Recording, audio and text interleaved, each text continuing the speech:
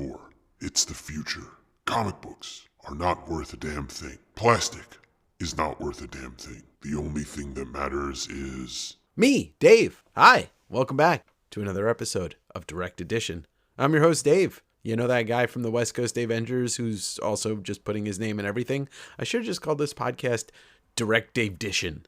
Now, that just would have sounded stupid. Hello, everybody. And we're here for another episode of me just blabbering about something that's going to come to the tip of my tongue as I say it. It is Thursday, February 22nd. I took a little break from recording. This podcast is going to be whenever I feel like it. It probably won't be every week, but you can rest assured maybe every 10 days. Well, something like that. Had a fantastic week this week in regards to recording stuff. I conducted an interview, a chat with Jimmy Palmiotti for the YouTube channel. And by the time you hear this, that will already be up on the YouTube channel. I also guested on Last Pack Magic's YouTube podcast. And we talked about Marvel cards, specifically comic cuts. And comic cuts, well, I'm pretty passionately against them, but I don't have too much skin in the trading card game, although I do associate myself with a lot of people that do. So trading cards are fun. Maybe they're a little more important to people than they are to me, but they were part of my past, and maybe that's what I'm going to talk about today. I guess I just decided the topic for the podcast today. Cue the music. When I was a young lad. No, when I was really young. I don't know when, because I was super young, but I definitely started collecting baseball cards at a very, very young age. My dad collected them as a kid into his adult years, and he had probably introduced that to my brother because my brother was collecting cards. I think the first set of baseball cards I collected was 1986 Topps. And 1986 Topps, along with 1986 Topps Baseball the traded set, which would come at the end of the season or towards the end of the season, is pretty legendary. 85, was the rookie year of McGuire and Dwight Gooden and Corey Snyder. But then 86 ushered in Barry Bonds and Will Clark and Jose Canseco. Although I think Canseco might have had an 85 Topps traded card. Either way, 86 Topps traded is a pretty legendary set. I can't remember if Bobby Bonilla was 86 or 87, but it's those years kind of blend together. And Darryl Strawberry was a rookie in 83, but he became my favorite player like almost immediately as I was kind of cognizant of the players on the New York Mets because, I grew up there. So, baseball cards in the 80s, everybody's got something to talk about if you're of that era because, that's the beginning of what would come to be known as the junk wax era. And the junk wax era coincides with the overprinting and mass production of sports cards in general. Now, we didn't call it the junk wax era back then because nobody knew, how everything was going to kind of crash. And you could draw a parallel. 100% draw a parallel through comics and cards. The boom and bust was first in sports cards and then it was in comics, but almost around the same time, the early 90s. Yeah, my dad used to take us to card shows and, get autographs and stuff. I was a brat as a kid, so I didn't take advantage of a lot of the opportunities that my brother and my dad did. So they went to some of the big shows. They went to that 500 home run show that was in Atlantic City. And at that time, I think every living player that hit 500 home runs was at that show. And they had that poster. And I think my brother still has his signed. I don't know. But I started collecting hockey cards would have been the early 90s. So probably after 90, after the first year of Upper Deck, I think the second season that Upper Deck did hockey cards is when I jumped on board with hockey. But I think the defining moment of my baseball card collecting up until that point was when the 90 or 89 Upper Deck came out and Ken Griffey Jr. rookie card was in there. I think I bought one box or two boxes and ripped out like 4 or 5 Griffey Jr. rookie cards. And I remember I sold them. My dad asked me, sure, you want to sell those? And I don't remember what I got 30 years ago almost. But no matter what I got paid for those rookie cards at that time, taking grading out of it, I probably still would have made the same amount, if not less money today. because of the overproduction. But, collecting cards built this huge knowledge base in my head of not just the cards and the card industry, but, the sports knowledge that I had and the players and the pronunciation of names and knowing who was on what team, and kind of helped me get into, I can definitely draw a line from collecting cards and then comics to where I am today and almost every part of my career. Because for, 2008 through, early pandemic, I worked in the sports memorabilia industry. Actually, before that, because I had a job at Steiner Sports. And Steiner Sports, I worked there 2000 to 2001 or 2002. I definitely remember working there because 9/11 happened. And I was working at their flagship store, Hall of Heroes, at the Roosevelt Field Mall in Long Island. My path has always gone that way. But yeah, I worked in the sports memorabilia and nonprofit silent auction business for over a decade. Getting into the cards, and then 1990, Impel comes out with the first Marvel Universe set. That changed the game when it came to trading cards in the non-sport realm. I was having this conversation with Graydon today, who's Last Pack Magic on YouTube. And I was saying that, there used to be a time where you walk into a card store. There used to be a time where you could walk into a comic store and buy packs of non-sport, Marvel cards, DC cards, Image, whatever. But also at a baseball card store, sports card store, you could walk in and buy those packs. And then a lot of those stores did both. Florida, I used to go down to Florida to visit my grandma, my Nana, and she lived in Boca. And at that time in the early 90s, there was a card and comic store everywhere. You spit and you hit one. You drive down Hypoluxo or Lantana or wherever these roads that Military and jog, and you'll hit a shopping center that had a card store or a card and comic store. They were literally a dime a dozen. We were so fortunate at that time. But the excess of the production of the cards and the comics is what led to there being no more of those stores, or 50% of them closing between the years of 1992 and 1996. And also on Long Island, not each town, but pretty much like every other town had constant card shows and comic shows on a weekly or monthly basis. I used to go to the Tri-County Flea Market in Levittown every weekend, and I was like a groupie for card dealers. I would hang out with this dude Jay, and that's where I met my friend Larry for the most part, or that's where we solidified our friendship. And I would just hang out there. I wouldn't even work for him sometimes. I would just sit there at the table being a pest, but spending money that I probably shouldn't have. But I spent a better part of 20 years buying and collecting cards, from up until I think the last time I really bought any boxes or packs of anything, sports cards or non-sport cards, would have been like around the year before Sidney Crosby was, his rookie year. So whatever that was, early 2000s. I just had to stop. There was one day I realized, I was like, I don't want to, because I was really just collecting hockey cards at that point, because I was collecting autographs. So you buy cards, you get cards signed. Used to trade players their cards, like binders of their cards, for game use sticks. And that's a story for another time. But so I was buying boxes after boxes and just having fun ripping them and selling. And I started doing eBay pretty early. 99, 2000 was probably when I started selling on eBay. And, it was fun. But then I think one day I realized, like, it's another part of kind of that addictive personality I have. I realized that if I didn't stop, I was never going to stop. Like, if I didn't actively make the choice to stop spending money on cards all the time, I was never going to stop. So I actively made the choice to do that. And, I still collected things. I collected records, I collected autographs, and it's one of the reasons why I started collecting records. My dad, at my early age, when I was a kid, he was like, buy the record and I'll make you a tape.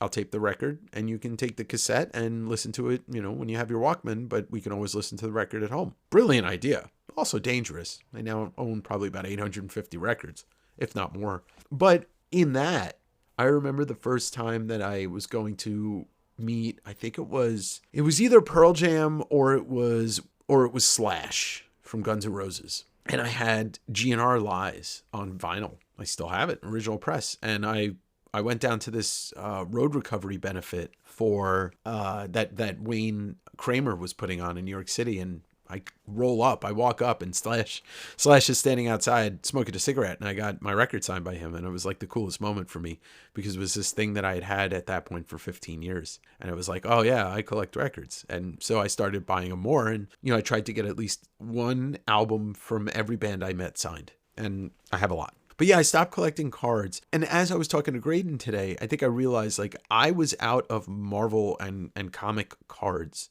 probably by 95 because I don't ever remember owning any of the 96 masterpieces, the Julie Bell and Boris Vallejo set, which is now like the most expensive vintage card set from the 90s. But yeah, I must have been out by then. But as that, like I said, I still collected hockey. And if you're a hockey fan, like you remember, or maybe you don't, but I believe hockey was the first sport to do an all autograph set, which was 93 or 92 be a player or something like that, 94.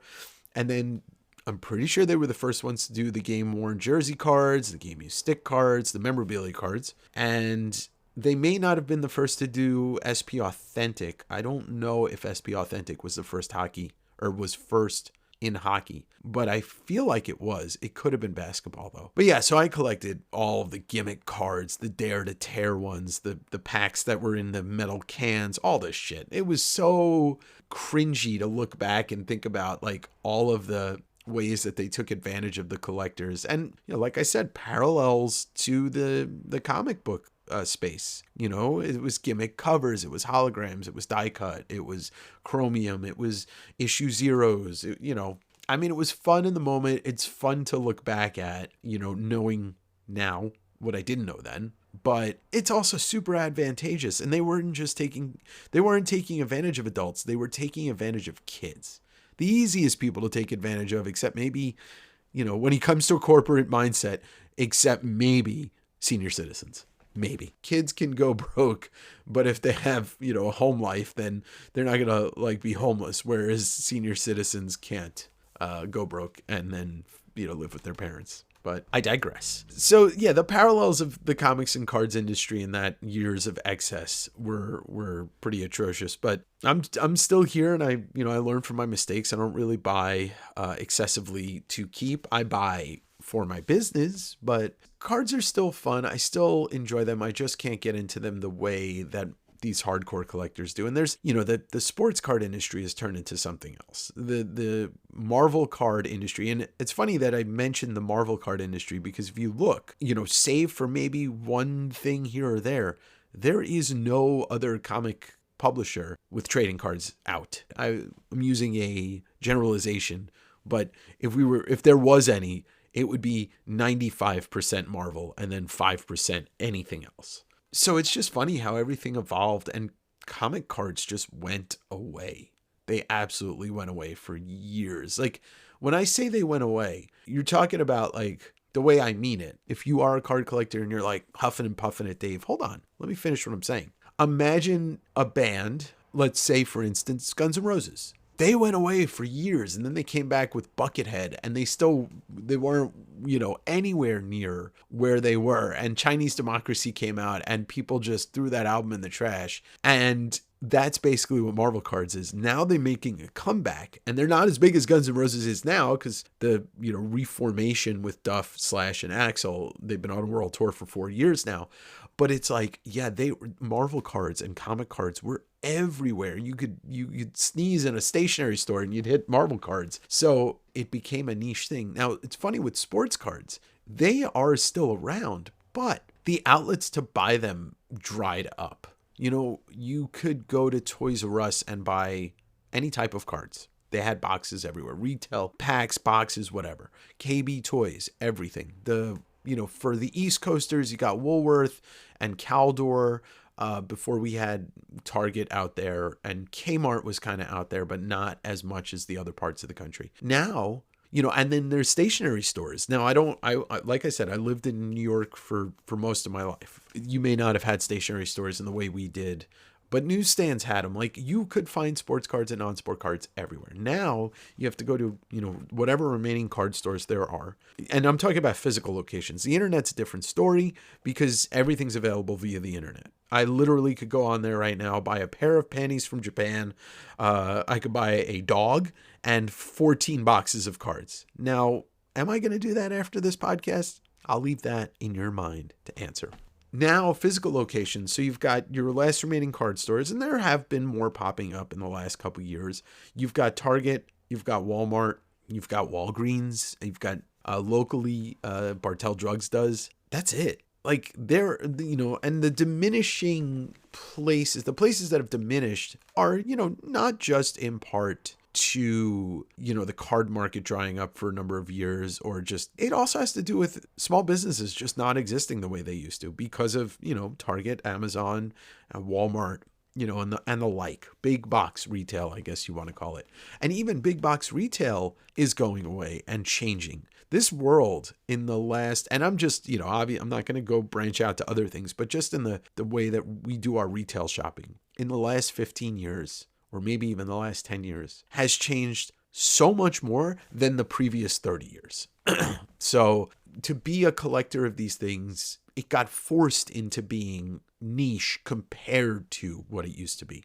I still think that cards and cards and sports memorabilia and stuff like that isn't niche, but comparatively it is. And the way we purchased it definitely is. But now it's just, it shifted to online marketplace. And I can't speak to knowing too much about the sports cards industry, the sport card industry anymore, because I don't collect and I don't, I'm not in that bubble. But, Whatnot and eBay and all these online marketplaces is how this stuff gets distributed. Or, you've got in the Marvel card space, David Adams, and I forget what the other one, there's like 3 main companies or stores that distribute Marvel cards through Upper Deck. I mean, it's all a monopoly. If you look deep into it, it's just like a monopoly that's, like 3 different companies make all the cards, and then that's it. And then there's X amount of distributors. Now, I may be talking out of my ass a little bit because I'm just kind of going off information that I've gleaned from others, but it's a pretty easy blueprint to see. I can tell you from experience that in the dealer world of cards in general has generally been very seedy people involved in it. The Tri-County Flea Market show that happened every weekend in Levittown, on Long Island, you'd go upstairs and it was pretty much grandfathered in. Like, you would never see too many new dealers pop up. Once in a while, maybe every couple months, somebody would be done with it and then they'd bring in a new one. But you had the same guys in the same spots, and the one guy who sold wax, that only sold wax, I don't remember his name, but he called himself Dr. Donruss. And I think that was his nickname. And he was older and he was like the nicest guy. He was not the scumbag. He was the least scummy card person. I still remember, I can picture not only him, but I can picture his table. And it was like 2 8-footers, making a giant island. And it was tiered. So there were just boxes and then another tier and more boxes and more boxes. And his prices were always good. He was always nice. If I wanted to buy a box of some new hockey product that came out and I had let's say it was $60 new and I have $40, he'd be like, all right. He's like, give me 40, you can take the box, and give me 20 next time you're here. And that was totally fine with me, and it always worked out. I never cheated him of any money. I actually sold him some stuff a bunch of times because back when Pokemon first hit, the cards and the game, but the cards specifically, I was working at Electronics Boutique in the Walt Whitman Mall. Rest in peace, Walt Whitman, even though he's dead long before I was born. But the Walt Whitman Mall, I worked at Electronics Boutique out of after my first year of college. And, I was a stupid kid doing dumb shit. And I used to buy all the Pokemon packs when they came in. I used my discount and then resell them. Once again, 18 years old at the time. I didn't give a shit. I still don't give a shit. But I understand that, morally that's wrong, I guess. From a corporate standpoint, that's wrong. I don't care. First off, Electronics Boutique got bought out and they, became GameStops, and then GameStop is, whatever it is today. But I don't feel bad for corporations. So, not to go on too much of a tangent, But I was thinking about this last night because me and Manu were having a conversation about corporations and stuff. I had to think about, it popped into my head that when we did our first stream about the CGC scandal, I said something on the stream on my channel like, look, don't steal from people in small businesses. Steal from corporations. And somebody got mad that I said that. And I'm just trying to think. I'm like, all right, maybe you're mad because stealing is, and I'm using air quotes, immoral. And then I'm like, I did not comment back, but I'm like, are you a corporate stooge? Or do you not understand that corporations only exist because they're able to exploit every single person that either works for them or is their consumer? That is what they do. Capitalism is built on exploitation these days. But that's a story for another time. But yeah, Dr. Donruss, he bought a bunch of those Pokemon packs. Never asked me where they came from. I didn't steal them. That was the thing. I don't care. I paid somebody for them. I just used all the loopholes that I could use. And I fucking did that all over Electronics Boutique. Fuck that store. So anyway, cards. Yeah, card shows. But yeah, I was a card show rat. And then I used to do a table at the Sons of Italy. And we talked about this on the It Came From the Newsstand podcast that I did with Manu. You can listen to all 19 episodes right now on Spotify. I used to do a table because I was buying a lot and I was selling, and it was a lot of fun. I got a real good taste for it when I was a kid. Like I'm talking 15, 16, maybe even 14, because it was so close to my house. My parents didn't care. I always wanted to do it. I think deep down inside, like I said, I started an eBay account in 99 and started selling very soon after, selling autographs and all the stuff that I was getting, the hockey autographs. And then I actually had my buddy make a website that no longer exists. It was called theblueline.net, and it was going to showcase all my game used hockey memorabilia and then also the autographs. But I was never disciplined enough to really put my foot down and like start my own business. But here I am now, 44 years old in 2024, and been doing this 2.5 years now, and it's going swimmingly. So that's all I needed, was to do it because I knew I could. You know, I gave up the sports cards and the sports stuff, and I really, pretty much at this point in my life, I'm not a sports person. I don't watch sports anymore. I don't follow. You know, every once in a while, I'll see how the Mets and the Islanders are doing. I don't give a fuck about the Jets, only because it's an abusive relationship. I mean, not that the Mets and the Islanders weren't, but yeah, I stuck with the comics, obviously, through and throughout, and the comic cards, I just didn't, because as they became less and less prominently displayed and easy to find to buy, I just kind of, just forgot about them. Sports cards in general are fun. I don't really have anything against them. I have a lot against the companies and some of the people that surround the hobby.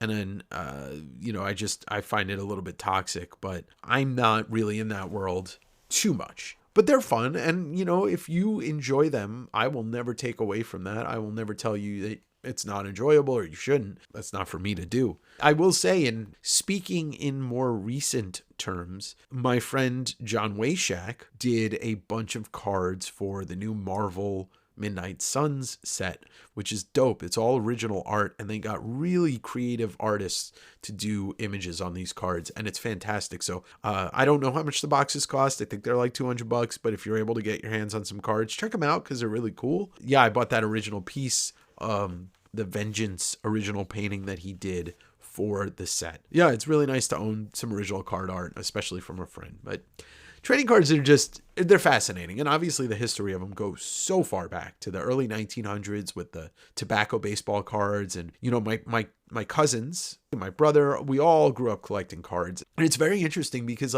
I'm sure there's documentaries and great books that have been written about the art of the trading, the baseball cards from the 60s and 70s. Because those are the design elements on them were just fantastic. The color schemes were just right on point. And then when you get into the 80s, pretty much the designs start to get shittier, but it's really not until the mid 90s when the designs just went full 90s and really threw away their creativity. And for that, I want to tie it all together with something that I saw recently. There's some, and I don't understand the nuance of this whole e-pack thing, but there's this new Marvel retro set that came out. It's not physical cards, they're digital cards. But what they did, and most Marvel fans don't know this because they weren't in both spaces. But what they used was all of the Fleer designs from the late 80s and the early 90s. And if you're a person that used to collect baseball cards, it's 1989 Fleer, which is most infamously known for the Billy Ripken error card that says fuckface on the handle of his bat. And this new Marvel Retro series is using that design for a lot of the cards. And I just would love to see somebody have snuck in fuckface into one of those cards. But it would never happen because we live in a world where people are afraid to do funny stuff. But I understand. We're a corporation. Wah, wah, wah. Yeah, so it's fun seeing that, even though I'm not going to buy any of it. But if somebody wants to give some to me, I'm all for it. I'll take free shit. Right before I started recording, I just started thinking about trading cards. They're on the brain today, so I figured I'd talk about them.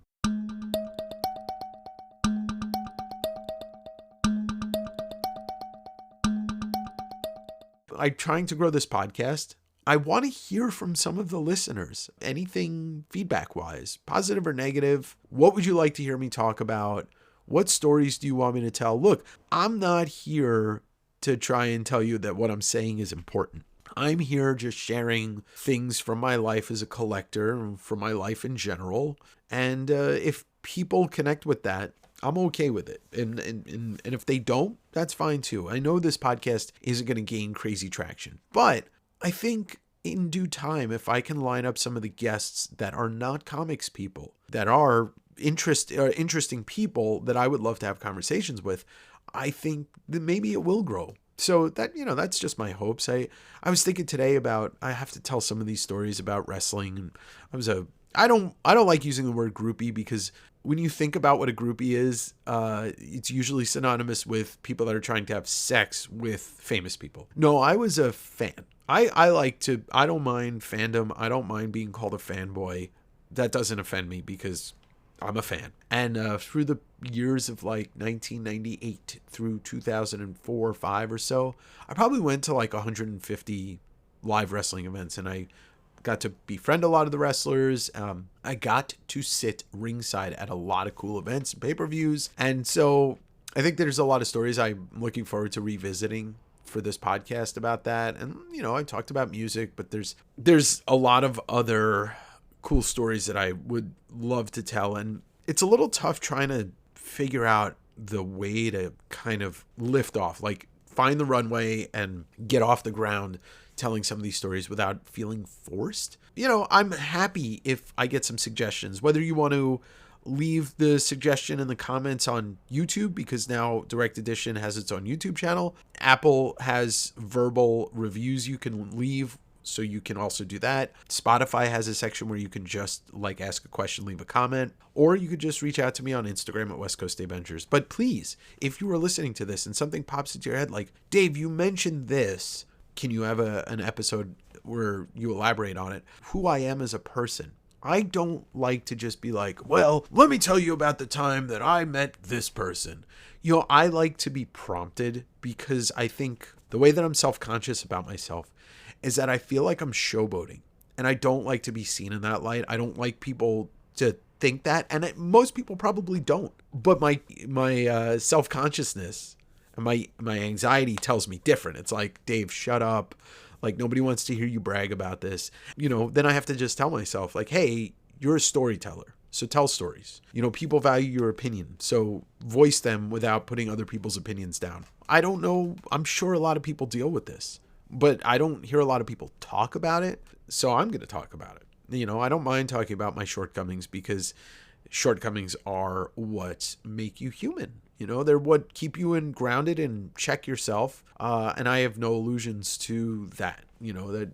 My shortcomings and my self-consciousness is literally on my back 24/7. But I power through it. I think I power through a lot of my life and everything. So that's just another thing to power through. In short, I went on a little bit of a rant about that, but if you have something that you want me to talk about, or, you've heard me tip of the iceberg tell a story, let me know. Worst I can say is, I don't know what you're talking about, man. My name is not Frank Miller. Some people confuse me with Frank Miller. It's just strange. I don't know. I don't get it. Anyway, and with that, I would like to ask you to please review this podcast, whatever platform you're listening on. Like it, throw the star review, whatever, recommend it to a friend, engage with it, subscribe to it, just anything that helps push it out. I'm very interested to see over the next, let's say, year, the rest of this year, how many new people come to this podcast that don't know who I am? Because that's how you know you're reaching people. But that's all I really ask. Otherwise, y'all can just enjoy the rest of your day, enjoy the rest of your evening, move along to the next podcast, because this is the end of the episode for Direct Edition. And I'm your host, Frank Miller. Bye now.